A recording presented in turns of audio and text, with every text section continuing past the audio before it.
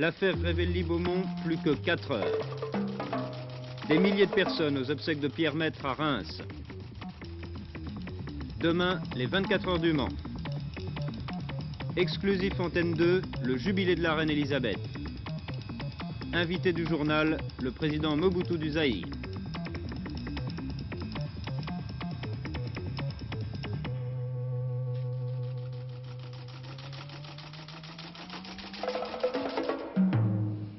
Mesdames, Messieurs, bonsoir. Heure H-4.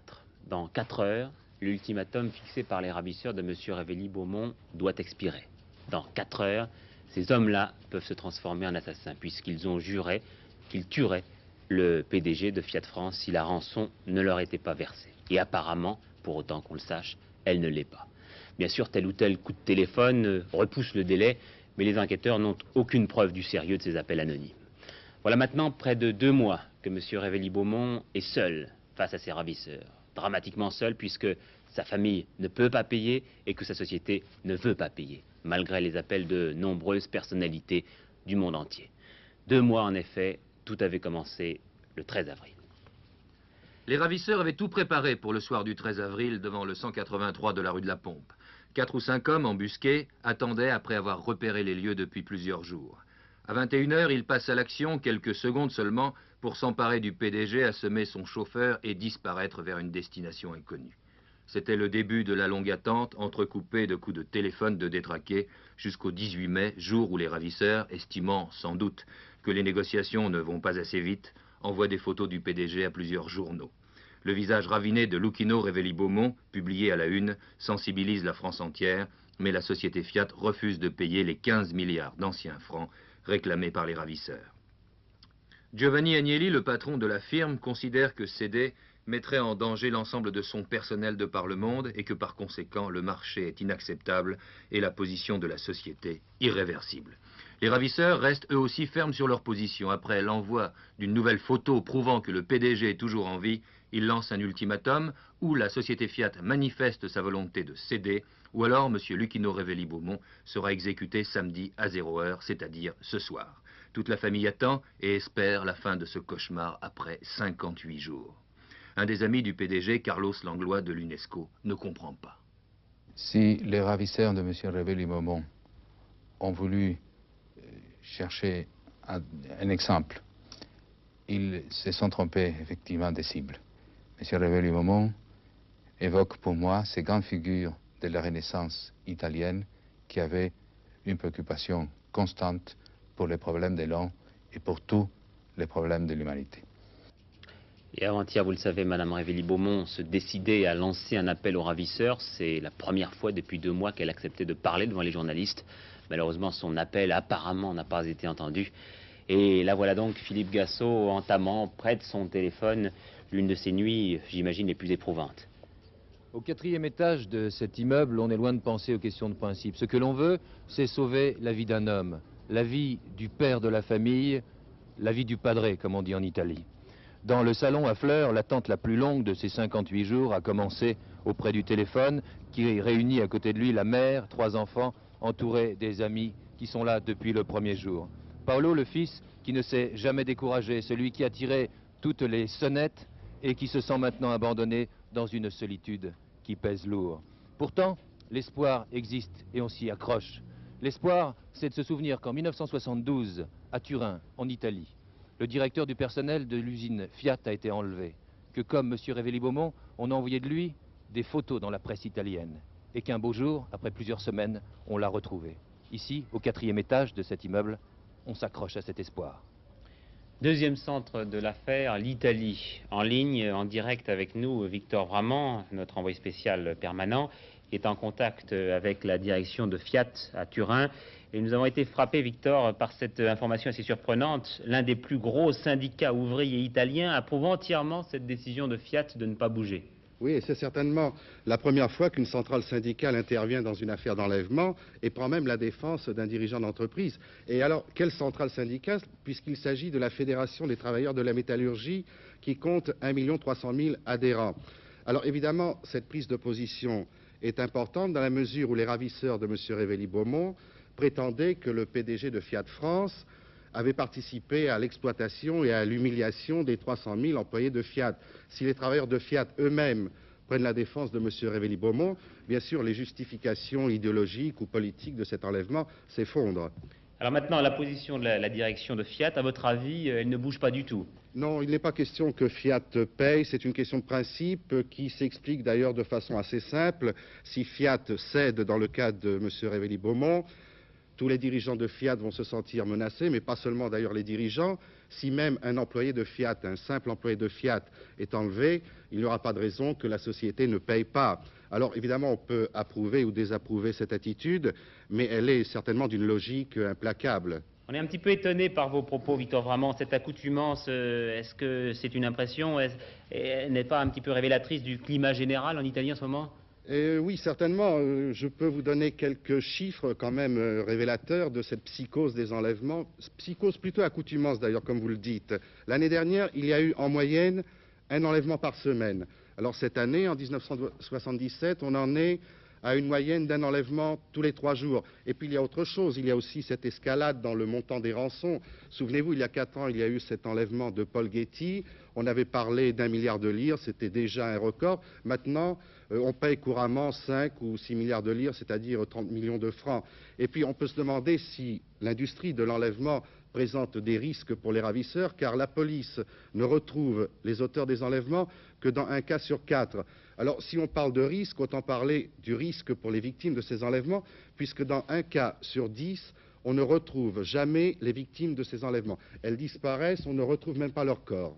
Bien, je vous remercie, Victor Vramant. Nous allons vous retrouver certainement pendant le week-end avec Philippe Gassot, qui suit donc pour nous l'évolution de cet ultimatum qui, je le rappelle, expire à minuit. C'est une cérémonie impressionnante qui a eu lieu toute la journée à Reims pour les obsèques de Pierre Maître, le gréviste assassiné devant les portes de son usine. Une cérémonie en plusieurs temps qui avait commencé dès ce matin et qui s'est achevée tout à l'heure par un service religieux. Les organisateurs évaluent la foule qui a suivi ces obsèques à 30 000 personnes. C'est dire l'émotion qu'a suscité ce drame de Reims.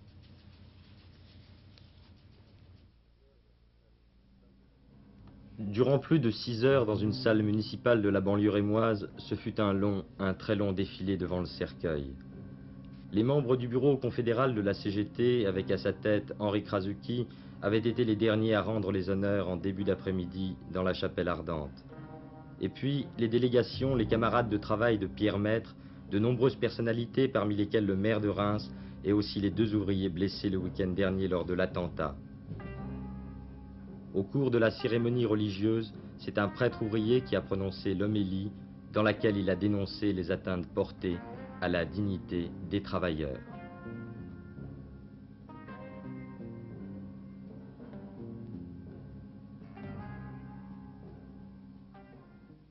Au-delà de ce drame humain, au-delà de cette mobilisation générale du monde ouvrier contre un attentat que tout le monde qualifie de lâche, il y a, je crois, la révélation d'un climat très particulier à Reims depuis 2 mois. Ce drame a fait apparaître des craquements, des interrogations chez une partie de la population.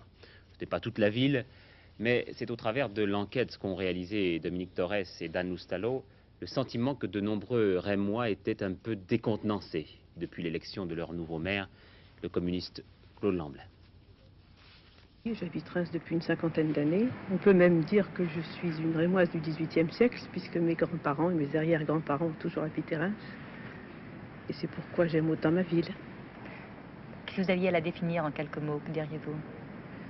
Je dirais que c'est une ville très plaisante, calme, mais une ville paisible. Avez-vous l'impression que ce qui s'est passé aurait pu se produire ailleurs? Oui, je pense que dans toute autre ville, aussi calme, aussi tranquille que Reims, il aurait pu se produire une chose comme celle-ci à l'heure actuelle. Les grèves ne sont pas le privilège des verreries mécaniques champenoises. Depuis 15 ans, Reims est sorti de sa douce torpeur. Si le champagne pétille, la contestation coule à flot. Chaque matin, des milliers de travailleurs prennent l'autobus de l'aventure pour se rendre en ville. Le quartier Croix-Rouge à la périphérie de Reims est précisément le fief de l'actuel maire communiste, M. Lamblin. Ici, il est chez lui, ses voisins sont aussi ses électeurs. Et soudain, au cœur de cette ville convenable, le ton change, le ton monte. Et certains accusent le maire d'attiser les tensions sociales en se solidarisant trop nettement avec les ouvriers. Je trouve ce genre d'insinuation à ces indignes. En quelque sorte, le malheureux Pierre Maître serait mort parce que des travailleurs ont des revendications, parce que une municipalité peut être solidaire de ses revendications. En quelque sorte, Pierre Maître serait mort parce qu'il s'est mis en grève. Ah bah oui, autrement ça Il serait pas la peine qu'il arrive. ne se conduit pas comme un maire, il se conduit comme un chef politique, à mon avis. Et ça, c'est moche. C'est moche parce que, bon, il n'a pas été voté par la majorité, enfin, par tous les Rémois. Bon, il est maire maintenant. Il devrait se comporter comme un maire, c'est-à-dire vis-à-vis de n'importe qui. Donnez-moi des exemples précis, par exemple. Lorsqu'il va faire une fermeture d'usine aux verreries mécaniques, il a été fermé l'usine avec son drapeau bleu-blanc-rouge autour du bras, enfin autour du corps. Bon, c'est pas un maire qui a... Ça a choqué les gens, ça? Moi, ça m'a choqué. Oui, enfin, ceux qui sont pas de son bord, mais ceux qui sont bord, ils trouvent ça tout à fait normal. Il faut se mettre à la portée des gens. Hein. J'estime que son rôle est de rester au-dessus de la mêlée. Il est le maire de tous les Rémois. Je dois dire que j'étais personnellement surpris de constater qu'à certaines manifestations politiques, certains défilés, le maire participait au premier rang. En réalité, il y a dans toute revendication une partie de la population qui peut être pour, l'autre partie de la population qui peut être contre. Le maire n'appartient selon moi à aucun clan. Nous voulions être la cité du calme, donner l'impression que Reims était une ville heureuse et détendue. Je ne crois pas qu'il soit souhaitable que Reims devienne un haut lieu de contestation ou un forum politique. Je ne crois pas, en tout cas en tant que champenois, je ne le souhaite certainement pas pour le prestige du vin de Champagne. Une page est tournée. À présent, Reims a pénétré dans l'arène où chaque camp se méfie de l'autre. Moi, je crois que la mort de Pierre Maître représente un symbole, le symbole de notre société actuelle qui est en pleine mutation culturelle. Il me semble qu'on assiste à un changement très profond de société. Une société qui jusqu'ici était hiérarchisée, avec un pouvoir qui se déléguait de temps en temps, et puis tout un autre monde qui désire une société différente dans laquelle le pouvoir serait davantage partagé. Alors, à Reims, comme en France d'ailleurs, il y a toute une minorité qui prend peur devant ce changement considérable, et la peur est toujours très mauvaise conseillère.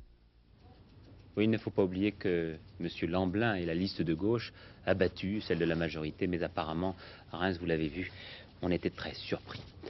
La violence à la télévision, c'était le thème d'un rapport du sénateur Cluzel.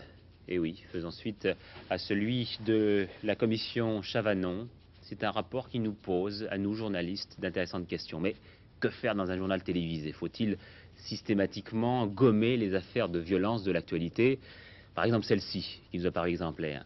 Celle d'un employé de la RATP, menacé de mort par un groupuscule d'extrême gauche, le NAPAP. Pourquoi? Eh bien parce qu'il y a 2 ans, il avait été attaqué et sa recette volée. Il y a quelques jours, il reconnaît son agresseur parmi des jeunes gauchistes arrêtés récemment. Il le dénonce. Depuis, il ne cesse de recevoir des coups de téléphone, de menaces de mort, des lettres anonymes, et même une est parvenue à la rédaction de François. Alors, Marcel Delclos, c'est son nom, a peur. Il vit caché en banlieue. J'ai organisé ma protection personnelle, j'ai un fusil de chasse, et sur conseil de la police, on m'a demandé de rester enfermé chez moi et de n'ouvrir à personne, et au cas où on forcerait ma porte, de tirer dans la porte. Voilà les conseils que j'ai reçus. Vous avez camouflé aussi vos vitres? J'ai été obligé de peindre mes vitres en blanc, vu qu'en face de mon immeuble, il y a un toit qui est plus bas que ma fenêtre. Les gendarmes assurent ma protection. Ce sont les seules personnes qui ont pris l'affaire au sérieux et qui s'en occupent vraiment. Qu'en pense votre femme? Ma femme fait de la dépression nerveuse pour l'instant. Évidemment, on n'est pas tranquille parce que tout le monde au début a pris ça pour une plaisanterie. Tout le monde m'a demandé de m'en aller. Mais l'affaire maintenant vient plus sérieuse avec les menaces de mort écrites et qui ont paru dans la presse. Ben, si mes adversaires m'écoutent, je vais leur dire que je retire ma plainte, que je retire absolument tout ce que j'ai déposé. Il faut être vraiment dans un ennui comme ça pour savoir les ennuis que l'on peut avoir, non seulement au au point de vue police et au point de vue juridique, car tout le monde prend note de vos communications téléphoniques, mais personne ne fait rien. Et voilà où on en arrive. La politique, retombée du débat Mitterrand-Barre au travers d'un sondage de la Sofres que publie aujourd'hui le Figaro. Elles sont bonnes pour Raymond Barre et moins bonnes pour François Mitterrand. Le Premier ministre reprend 3 points dans le baromètre, désormais 45% d'opinions positives contre 46 négatives. François Mitterrand, lui, a perdu 3 points dans le hit parade des personnalités. Il reste néanmoins en tête ex aequo avec Simone Veil. Nouveau dîner du président de la République hier chez un Français dans le quartier du Marais à Paris, chez un couple qui milite pour des œuvres sociales. Vincennes restera peut-être à Vincennes. Madame Saunier-Céité se dit prête à renoncer au transfert de l'université de Paris 8 à Marne-la-Vallée. Elle l'a confié à notre confrère L'Aurore. Puis petite pique à mots feutrés entre François Mitterrand et les communistes. Je vous parlais hier de l'article de François Mitterrand dans l'Unité. Georges, détendez-vous, disait le leader socialiste à M. Marchais. Réponse de l'Humanité, René Andrieux s'étonne du ton à la fois littéraire et badin de M. Mitterrand. Enfin, un article remarqué du général Méry dans la revue Défense. Le chef d'état-major des armées souhaite que la France mette au point des missiles de croisière et des satellites d'observation. Les prises de position du général Méry sont souvent révélatrices d'inflexion dans la politique militaire française. Déjeuner aujourd'hui du président zaïrois à l'Élysée. Le général Mobutu a donc revu une deuxième fois Valéry Giscard d'Estaing et le président Mobutu a bien voulu dialoguer en direct avec nous dans ce journal. Alors il semble, Monsieur le Président, que ce dialogue avec le président français ait été bon. Il semble qu'il vous ait donné des conseils, non? Bien sûr que oui. Et en sortant de l'Élysée hier, j'ai fait certaines révélations concernant l'intervention, ou si vous voulez, les interventions de mon ami, le président Giscard d'Estaing, président de la République française, pour que le Zaïre, malgré sa colère après l'agression dont nous avons été victimes, que nous puissions respecter comme une certaine diplomatie. Je crois que cela a été fait. Il vous a par exemple conseillé C'est-à-dire, Monsieur le Président, de ne pas que rompre vous vos auriez relations avec l'URSS, de ne pas envahir l'Angola. C'est cela? De ne pas envahir l'Angola, de ne pas rompre avec l'Union soviétique. Est-ce que vous avez la preuve de l'aide apportée par Cuba aux rebelles du Chaban, Monsieur le Président? Beaucoup de preuves. D'abord, l'encadrement des anciens gendarmes katangais qui ont envahi mon pays par le Chaban, leur formation idéologique et le cas, je veux dire l'exemple le plus révélateur, c'est le tribunal populaire organisé au centre minier de Kisenge, qui a eu à juger un de mes lieutenants qui a été fait prisonnier. Ce tribunal populaire a été présidé par un Cubain qui a condamné ce lieutenant à mort. Heureusement pour nous, l'exécution n'a pas eu lieu parce que le sergent angolais chargé de l'exécution était un ancien militaire du FNLA de M. Holden, formé par le Zaïre au centre commando de Kotakoli. Monsieur le Président, est-ce qu'on peut considérer que votre pays est un pays fragile puisqu'il est menacé à tout moment de sécession? Voulez-vous répéter votre question? Est-ce que vous considérez que votre pays, le Zaïre, est un pays fragile? Le Zaïre ne peut être considéré comme un pays fragile. Le problème que vous posez concerne l'ensemble du continent africain. La présence cubaine devient un danger réel, non seulement pour le Zaïre, mon pays, mais pour l'ensemble des pays africains qui ne partagent pas l'idéologie que Fidel Castro a épousée. Est-ce qu'on peut donc se considérer que l'Afrique est véritablement un baril de poudre qui risque de mettre le feu à la paix mondiale?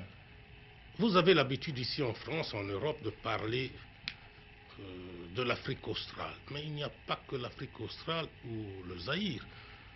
Il faut de temps en temps vous rappeler de la situation dans la Corne, la partie est de notre continent. Je parle ici de la Somalie, de l'Éthiopie et demain, après l'indépendance de Djibouti. Vous êtes pessimiste? Je suis très pessimiste. Monsieur le Président, dernière question. Le président Idi Amin Dada donne de l'Afrique, disons, une certaine image. Est-ce que vous êtes satisfait de cette image? Est-ce que vous souhaitez la voir gommée un petit peu? Écoutez, je suis mal placé pour juger le président Amin qui est à la tête de l'Ouganda. Je suis à la tête du Zaïre. Je n'ai pas à m'occuper d'un collègue qui fait ce qu'il pense comme président de son pays. Et vous ne pourriez pas intervenir quand même en lui donnant quelques conseils dès lors qu'il y a atteinte aux droits humains? Souvenez-vous que l'année dernière, lorsqu'un professeur britannique répondant au nom de Hills a été condamné à mort, le gouvernement britannique est intervenu auprès de moi. Et après mes démarches, comme vous le savez, le professeur Hills a été libéré et remis entre les mains de l'ancien ministre des Affaires étrangères, qui n'est autre que l'actuel Premier ministre, M. Callaghan. Au début de cette année, 15 jours seulement après l'installation à la Maison-Blanche du président Carter des États-Unis, il y a eu ce problème qui concernait l'ensemble de la communauté de la colonie américaine en Ouganda. Le président Carter est intervenu. J'ai rencontré immédiatement après le président Amin. Depuis lors, la communauté, la colonie américaine n'a plus été inquiétée. Je crois que j'ai fait dans ce domaine œuvre utile. Eh bien, je vous remercie beaucoup, Monsieur le Président, d'avoir accepté notre invitation en direct dans ce journal d'Antenne 2. À une place inhabituelle maintenant, la météo. Et oui, c'est une veille de week-end, c'est un sujet de conversation qui prend beaucoup de place, surtout avec ce que nous connaissons depuis quelques jours. Il ne cesse de pleuvoir un peu partout. Nous recevons de nombreux coups de téléphone de Lorraine, et notamment de Pont-à-Mousson, où une tornade a détruit le toit de plusieurs bâtiments, de Seine-et-Marne, où du côté de Melun, les cultures sont bien abîmées, et puis surtout de Corrèze. Ce sont d'ailleurs les images que vous voyez en ce moment. La nationale Bordeaux-Clermont est coupée entre Brive et Tulle. La ville de Tulle elle-même est sérieusement touchée. Les eaux ont envahi bon nombre de maisons et vous le voyez, bon nombre de cultures. Alors je pense que cela valait la peine de demander à un spécialiste de la météorologie nationale si tout ce mauvais temps allait continuer. Eh bien non, nous espérons quand même une amélioration. Ces fortes pluies que vous avez signalées, effectivement, nous avons noté 84 mm à Saint-Yrieix-le-Déjà-là. C'est donc des quantités très fortes, et ceci dû à des nuages très développés verticalement et qui donnent des averses orageuses. Alors le temps prévu pour demain, tout de même, des pluies encore sur les régions allant des Alpes au Jura. C'est ça, c'est les parapluies qui apparaissent sur votre carte. Des pluies orageuses sur les régions allant des Alpes aux Vosges, mais ces pluies matinales s'éloigneront vers l'est et vers les régions de Suisse et d'Allemagne où il a fait très beau et très chaud aujourd'hui. Et puis des nuages apparaissent sur les autres régions, nuages qui sont accompagnés de quelques averses, et en particulier pour le circuit du Mans, il y aura demain au départ quelques averses, c'est-à-dire des pluies de courte durée qui sont prévues. Mais toutefois, une petite amélioration dimanche et de la fraîcheur, hélas, pour ceux qui passeront la nuit. Merci de nous avoir donné cette précision du Mans. Vous avez sans doute compris pourquoi. Parce que bien sûr, à partir de demain 16 h, se courent les fameuses 24 heures du Mans, et Dieu sait si le temps a de l'importance pour les pilotes. Nous allons le voir tout à l'heure dans le reportage de Gérard Mérigot. Mais cette année, l'intérêt de la course est surtout relancé par un beau duel en perspective entre Renault et Porsche. Renault s'était entraîné l'année dernière à un galop d'essai, et cette année, la régie se lance dans la compétition avec la volonté de gagner. Et elle a pour ça d'énormes moyens. Apparemment, elle a plus qu'une chance, puisque à l'entraînement, les 4 Alpine Renault se sont classés dans les 5 premières.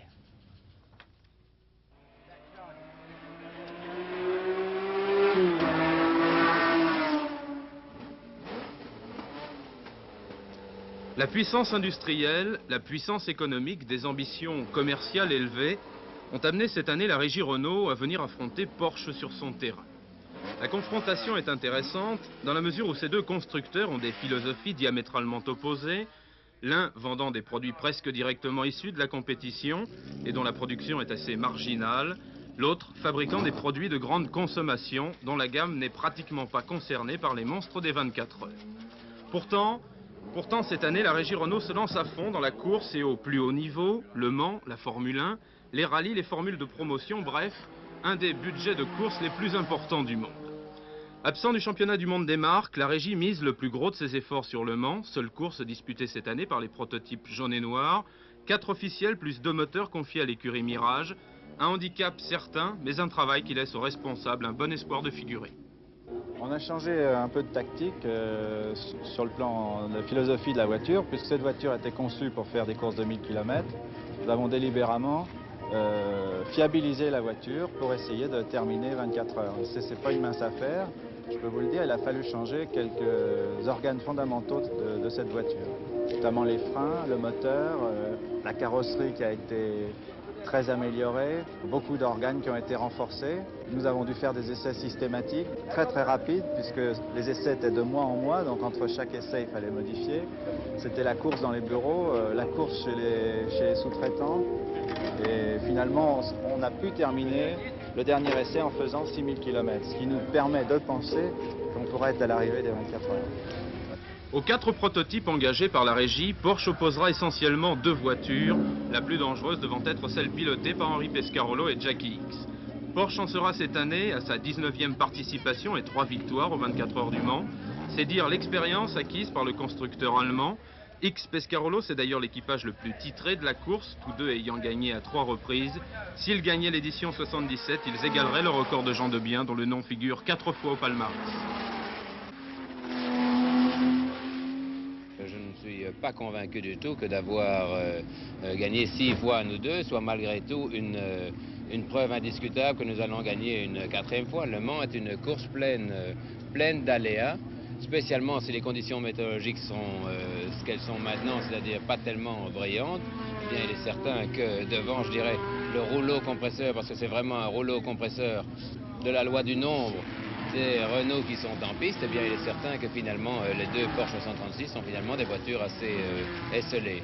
Ceci dit, pour gagner Le Mans, je crois qu'il faut indiscutablement une dose de réussite extrêmement importante. C'est comme sortir le même numéro à la roulette à plusieurs reprises. Personnellement, j'ai gagné les 2 dernières éditions et je ne suis pas convaincu que le dicton jamais 2 sans 3 soit réel. Dimanche 16h, le verdict tombera, un verdict qui définira qui de l'expérience de Porsche ou de la colossale puissance déployée par Renault l'emportera. Pour l'instant en tout cas, les Alpines ont pris le dessus en classant leurs 4 prototypes dans les 5 meilleurs temps des essais. Jabouille, Bell et Depailler-Lafitte occupant même les 2 premières places sur la grille de départ, Pescarolo et Ickx n'ayant pas fait mieux que le 3e temps. Enfin, les 24 heures 77 marqueront le succès du moteur turbo compressé, puisque pas moins de 25 voitures adoptant cette technique seront au départ. Voilà la fin du sport. Je vous aurais dit que dans quelques minutes va se jouer un match décisif de football entre Rouen et Gueugnon pour savoir laquelle des 2 équipes grimpera l'année prochaine en première division du championnat de France de football.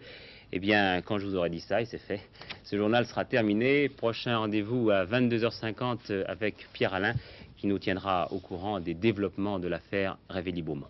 Bonne soirée à tous, à lundi.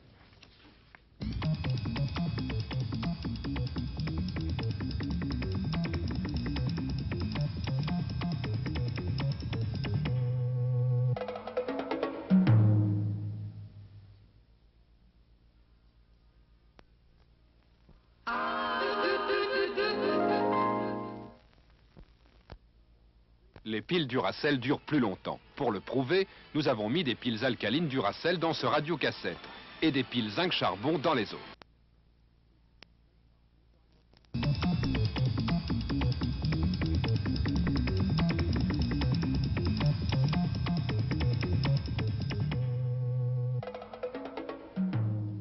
Madame, Monsieur, bonsoir. Jusqu'à la dernière minute, les ravisseurs feront donc subir leur terrible chantage. Jusqu'au dernier moment, Madame Révéli-Beaumont et son mari devront supporter l'angoisse. C'est dans une heure et quart, que l'ultimatum des ravisseurs expire.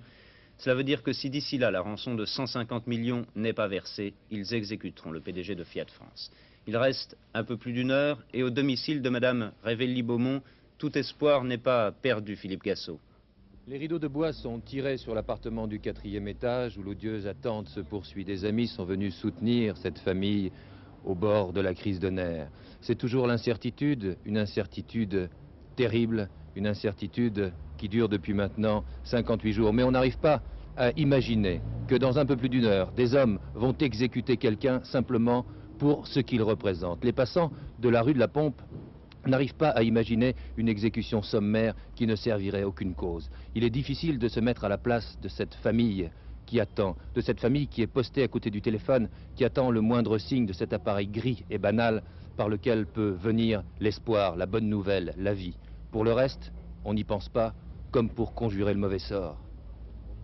Merci, bien entendu, vous nous rappelez d'ici la fin de ce journal si vous avez du nouveau.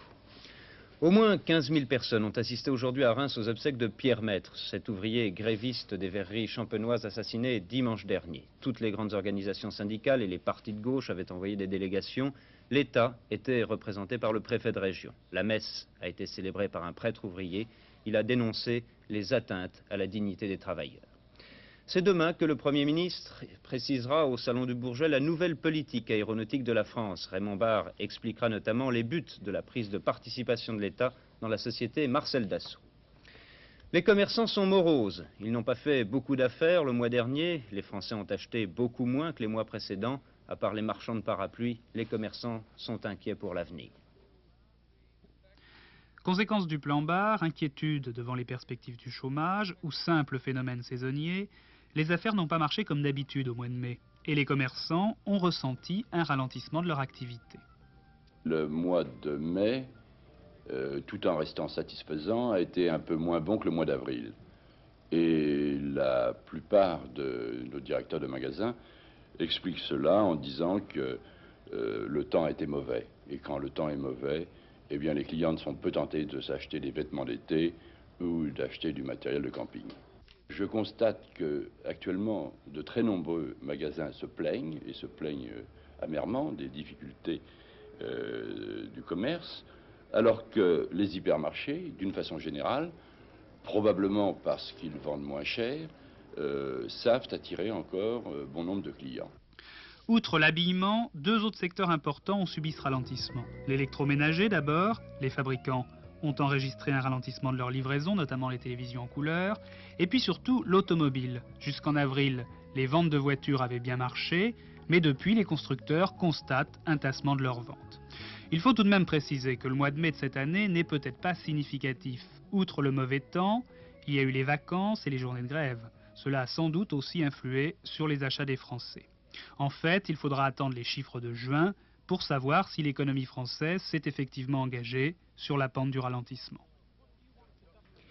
Il y aura encore beaucoup de nuages et de la pluie demain sur l'ensemble du pays, en particulier sur la Sarthe. Voilà qui risque de gâcher le plaisir des dizaines de milliers de spectateurs qui sont déjà arrivés au Mans pour voir le départ des 24 heures. Cette année, l'épreuve sera marquée par le grand duel Renault-Porsche.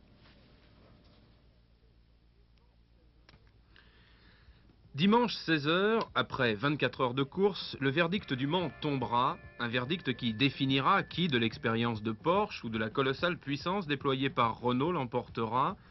Pour l'instant en tout cas, les Alpines ont pris le dessus en classant leurs 4 prototypes dans les 5 meilleurs temps des essais, Jabouille Bell et Depailler Lafitte occupant même les 2 premières places sur la grille de départ, Pescarolo et X n'ayant pas fait mieux que le 3e temps sur leur Porsche. Les 24h77 marqueront d'autre part le succès du moteur turbo compressé, puisque pas moins de 25 voitures adoptant cette technique seront au départ. Aux 4 prototypes engagés par la régie, Porsche opposera essentiellement 2 voitures, la plus dangereuse devant être bien sûr celle pilotée par Henri Pescarolo et Jackie X. Porsche en sera cette année à sa 19e participation et 3 victoires aux 24 heures du Mans, c'est dire l'expérience acquise par le constructeur allemand. X Pescarolo, c'est d'ailleurs l'équipage le plus titré de la course, tous deux ayant gagné à 3 reprises. S'ils gagnaient, S'ils gagnaient l'édition 77, ils égaleraient le record de Jean Debien, dont le nom figure à 4 reprises au palmarès. Les artistes ne sont plus tout à fait ce qu'ils étaient. C'est du moins ce que l'on pourrait penser avec cette information étonnante. La Villa Médicis de Rome, qui offre 5 000 francs par mois chaque année à une dizaine d'artistes, manque de pensionnaires. La menace d'Idi Amin Dada oubliée, le jubilé de la reine d'Angleterre va s'achever sans nuage demain à Londres. Tout est prêt pour le bouquet final. Claude Guénière a assisté à la répétition. La cérémonie militaire la plus prestigieuse de Grande-Bretagne.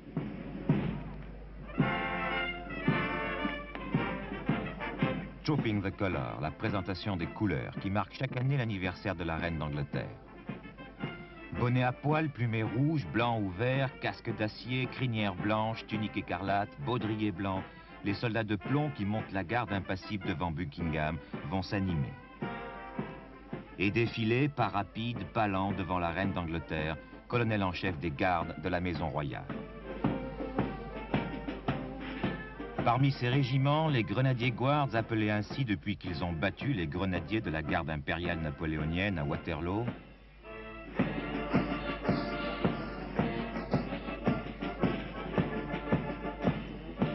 ou les Blues and Royals, cavaliers qui portent un aigle sur la manche pour avoir saisi cet emblème, toujours à Waterloo, à la garde de Napoléon.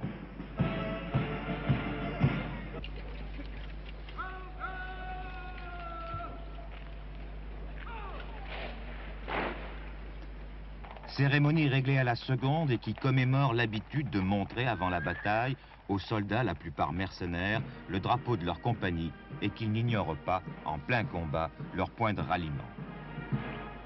Ballet cadencé avec ces drames, même aux répétitions, comme ici, des soldats pourtant parfaitement entraînés s'effondrent sans un cri, vaincus dans leur rigide immobilité par la chaleur et le poids de leur bonnet à poil. 2 semaines avant la cérémonie, chaque année, la reine, tous les jours, s'entraîne à chevaucher en Amazone pour figurer aussi dignement que ses grenadiers. Demain, Antenne 2, pour marquer le jubilé d'argent de la reine Elisabeth, diffusera en direct à partir de 11h40 la cérémonie présidée par la reine en tenue de colonel.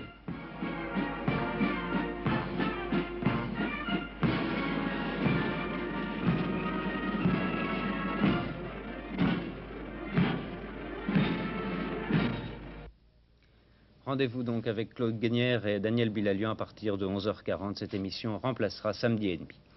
Cette information sportive avant de nous quitter en football. Rouen a battu Guignon 3-0 et passera donc l'an prochain en première division. Bonsoir.